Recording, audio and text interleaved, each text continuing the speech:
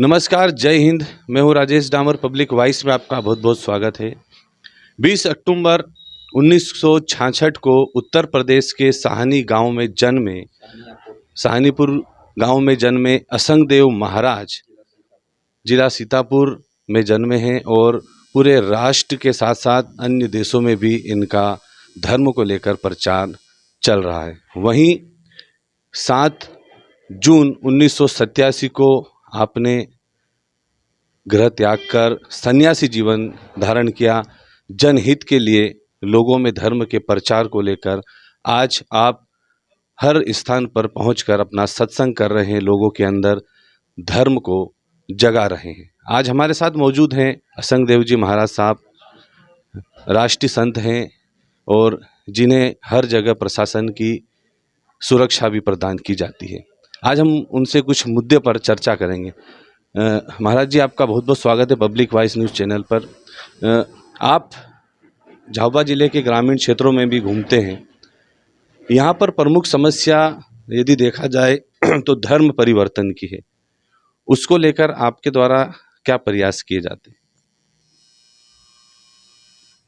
मैं ग्रामीण नर नारियों को यही संदेश देता हूँ, आप शहर में रहें या गांव में रहें, परंतु धर्म परिवर्तन के बजाय आप अपना स्वभाव परिवर्तन करें, चरित्र परिवर्तन करें, आदतें परिवर्तन करें और अपनी वाणी को परिवर्तन करें, व्यवहार, बोल चाल, बर्ताव सब परिवर्तन करें। तो आप जिस धर्म में हैं वो धर्म में ही आपको सुख, शांति, उन्नति, आनंद की प्राप्ति होगी। और धर्म बदलने से आपको कुछ मिलने वाला नहीं है। बस इतना ज़रूर हो सकता है, अन्य धर्मों में जो खान पान सब बिगड़ा हुआ है, खूब भ्रष्टाचार है, वो आपके अंदर भी प्रवेश कर जाएगा। इसलिए हिंदू धर्म श्रेष्ठ धर्म है। और आदिवासी सभी लोग हैं। आदि माने शुभारंभ, जो सबसे शुरुआत जहाँ से हुई उसको आदि कहते हैं। अब जो लोग संस्कार प्राप्त करते चले गए, विकसित करते चले गए, अपने को सुधारते चले गए, तो अपन आदिवासी इलाके में जो धर्म परिवर्तन होता है, लोग लालच दे करके धर्म परिवर्तन कराते हैं कि हम ये दे देंगे, वो दे देंगे, वो दे देंगे। लेकिन आप स्वयं अगर अपने आप को बदल लेंगे तो आप खुद ही सबको देने लायक बन जाएंगे। आपको दूसरे के लालच में पड़ने की आवश्यकता ही नहीं है। और सबसे सुंदर ये धर्म है, इसी धर्म में रहो, इधर उधर भटको मत। गुरु जी, इस क्षेत्र में गो हत्या के मामले भी बहुत देखे जाते हैं। साथ ही शराब बंदी को लेकर भी कई लोगों के द्वारा धर्म प्रेमी जो लोग हैं, धर्म से जुड़े, उनके द्वारा भी प्रयास किए जाते हैं।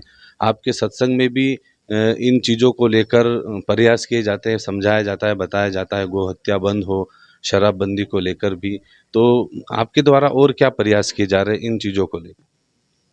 मैं गौ सेवा के बारे में हर जगह सिखाता हूँ और मेरे पास में खुद ही 2 गौशाला है, छत्तीसगढ़ आश्रम और यूपी आश्रम में, जहाँ पर बूढ़ी लोली लंगड़ी गायों की सेवा भी होती है।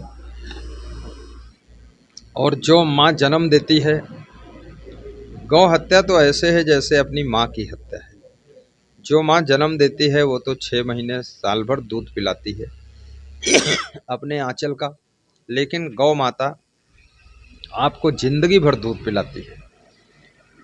और गौ माता के गोबर से और उसके जहाँ पर खुर रखे जाते हैं वो धरती पवित्र हो जाती है, वायरस से मुक्त हो जाती है।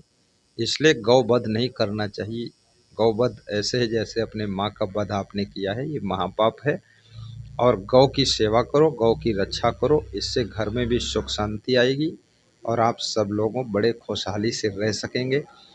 शराब पीना एक आदत है और ऐसा प्रचलन हो गया है, शादी विवाह में शराब खुलेआम बट रही है, लोग पी रहे हैं, लोग बर्बाद हो रहे हैं। जो काम करने का समय है वो सब नशे में चला जाता है और बेहोशी में चला जाता है और जवानी में ही लोग बूढ़े हो जाते हैं, क्योंकि शराब अंदर अंदर सभी प्रमुख अंगों को खोखला बना देती है। लीवर को डैमेज करती, किडनी को डैमेज करती, हार्ट को भी डैमेज करती है। मनुष्य का शरीर कमज़ोर हो जाता है, बुद्धि का संतुलन खो जाता है। आपस में भी गाली गलौज करता है, गंदा पड़ा रहता है, उल्टी पल्टी टट्टी में पड़ा रहता है। और पति पत्नी जो विवाह करके चाहते थे हम एक दूसरे का सहयोग देंगे, सहयोग के बाद स्त्रियों को बहुत दुख मिलता है। ज़्यादातर पुरुष लोग शराब पीते हैं, तो शराब पीना, शराब बेचना, शराब खरीदना, शराब बांटना, ये सब पाप ही है। मनुष्य को बिगाड़ना नहीं चाहिए और न स्वयं बिगड़ना चाहिए, संभलना चाहिए, ताकि संसार में सुख शांति हो, सबकी उन्नति हो और सद्बुद्धि हो। इसलिए मैं सत्संग सुनाता हूँ, सबको सिखाता हूँ, बताता हूँ। मांस मछली अंडा नशा शराब जुआ बीड़ी सिगरेट गांजा चरस तंबाकू अफीम ये सब त्याग करो। मान लिया 200 रुपये की शराब आप पी लेते हैं, तो 6,000 की शराब आप महीने में पीते हैं, 72,000 की साल में पीते हैं, 10 साल में 7,20,000 की पी जाते हैं। अगर ये पैसा आप बचा लें, शराब छोड़ दें, तो शराब के नशे में जो टाइम आपने बर्बाद किया उसमें और कमाई भी कर सकते हैं। 10 साल में 10-20 लाख और कमा लेंगे और 7-8 लाख ये बच गए, तो 28-30 लाख में 15 लाख का मकान बना लीजिए, 5-6 लाख की गाड़ी ले आइए, 5-6 लाख का ट्रैक्टर ले आइए, 5-6 लाख में कन्या का विवाह कर लीजिए, 2 लाख में सत्संग करा दीजिए, भंडारा कर दीजिए, आजू बाजू वालों को खिला दीजिए। नाम भी होगा, यश भी होगा, पुण्य भी होगा, कल्याण भी होगा, दूसरों को सुधार भी होगा। शराब पीने से तुम भी बर्बाद हो गए, दूसरों के लिए तो कुछ कर ही नहीं पाए, तो जानवर से भी बदतर हो गए। धन्यवाद। जनवरी को श्री राम मंदिर का प्राण प्रतिष्ठा महोत्सव है, उसको लेकर आपकी क्या तैयारी है? क्या आप अयोध्या पहुंचेंगे या नहीं पहुंचते? तो आपकी तैयारी या उस उत्सव को आप किस तरह से मनाएंगे? अयोध्या से हमारा आमंत्रण आया है, इसलिए मैं अवश्य पहुंचूंगा। मैं 21 तारीख को ही पहुंच जाऊंगा और 23 को वहीं रुकूंगा, 24 को वहां से प्रस्थान करूंगा। और राम मंदिर जो बना है ये हमारे देश का गौरव है और बहुत बड़ा दर्शनीय स्थल और पर्यटन स्थल तैयार हुआ है, जहाँ से बहुत सारे लोगों को रोजगार भी मिलेगा। अंतर्राष्ट्रीय हवाई अड्डा भी वहाँ बन गया राम मंदिर के कारण, और स्टेशन भी वहाँ का जितना सुंदर है, भारत में इतना सुंदर स्टेशन भी कहीं नहीं बना हुआ। रेलवे स्टेशन, अंतर्राष्ट्रीय बस अड्डा भी बना हुआ है। तो अयोध्या के बहुत बड़ा विकास हुआ है। और साथ में रामलला जो है, भगवान को तो सभी को मानना ही चाहिए। अब जो ना माने वो नास्तिक है, राक्षस है। भगवान से भी लड़ाई किया बहुत लोगों ने। बहुत लोग प्रधानमंत्री से ईर्ष्या द्वेष मानते हैं, तो वह निंदा करते हैं कि प्रधानमंत्री को इसमें आगे नहीं आना चाहिए। लेकिन देश में कोई भी कार्य है, शुभ हो या अशुभ हो, या धर्म हो अधर्म हो, सब भी जिम्मेदारी प्रधानमंत्री की ही होती है, क्योंकि उसका नाम ही प्रधानमंत्री प्रधान है। तो उसको मंदिर बनाने में भी रुचि रखना चाहिए, आश्रम बनाने में रुचि रखना चाहिए, और मंदिर का उद्घाटन करे कोई प्रधानमंत्री और मंदिर में पहुंचे अगुवाई करे, ये तो हम लोगों का सौभाग्य है। अन्यथा तो ज़्यादातर राजनेता तो खूब दारू पीता है, भ्रष्टाचार करता है, खूब स्त्रियों को इधर उधर घुमा घुमा के रखता है और कुछ करता नहीं है। लेकिन अगर कोई नेता ऐसा हो, धार्मिक हो, भक्ति वाला हो, और मंदिर भी बनाए और सबका सम्मान करे, विकास खूब करे, तो अच्छा ही है। ये तो नफरत करने वाले लोग ऐसा बोलते हैं।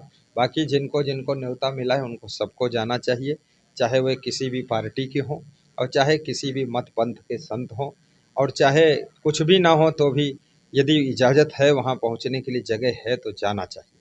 अगर 22 जनवरी को ना जा पाए तो अपन बाद को जाना चाहिए, क्योंकि वहाँ से कुछ सीखने को ही अपने को मिलेगा। मैं अयोध्या में अपना आश्रम भी बना रहा हूँ, हमारे सभी भक्त भारत देश के उसमें सहयोग भी कर रहे हैं। आश्रम इसीलिए बना रहा हूँ कि राम मंदिर का दर्शन करने के लिए लोग आएंगे करोड़ों की संख्या में, तो कम से कम 1 लाख 2 लाख लोगों की सेवा हम भी कर देंगे। उनको चाय पिलाना, भोजन खिलाना, सोने की जगह देना, गद्दा रजाई बिछौना देना, उनको प्रवचन सुनाना और उनको सुविधाएं देना, क्योंकि भगवान थोड़े किसी को गद्दा रजाई बिछाने आएगा, तो हम ही लोगों को करना पड़ेगा। और भगवान के मंदिर में दर्शन करने कोई आए, उसको वहाँ असुविधा हो तो उसकी श्रद्धा भी कम हो जाती है। और जब सुविधा से रहेगा, और होटल तो बहुत बड़े बड़े वहाँ बन रहे हैं, लेकिन होटल में तो बहुत पैसे मांगेंगे वो लोग, तो हर आदमी नहीं रह सकता है। हमारे आश्रम में फ्री रह लेगा। कोई गरीब भी है, मान लिया पत्रकार, चित्रकार, कलाकार, कोई कार है और संस्कार वहाँ पाएगा, तो उसका भी कल्याण होगा।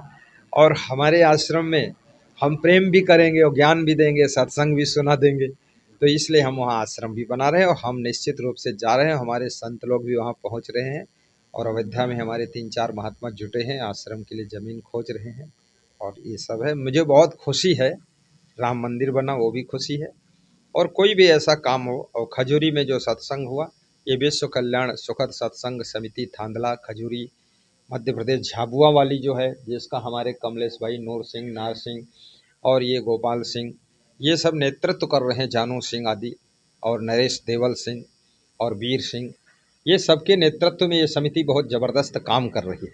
गत वर्ष इन्होंने जो है भैरू जी की बोर्डरी में सत्संग करवाया था, इस साल खजूरी में करवाया। अब इनका इच्छा यह है कि हम हर साल कराएं। तो मैं समस्त झाबुआ जिले के भक्तों से, सत्संगी भाइयों बहनों से, मत पंथ का भेदभाव छोड़ करके आप इसमें जुड़िए। और कहते हैं कि सबके योगदान से सत्संग बहुत आसान हो जाएगा। जो भी खर्चा आता है थोड़ा थोड़ा सबका हो जाएगा, सबको सेवा का मौका मिल जाएगा। तो इसमें अभी पहले तो 25 लोग थे, लेकिन अब करीब करीब इसमें 40 लोग हो गए हैं।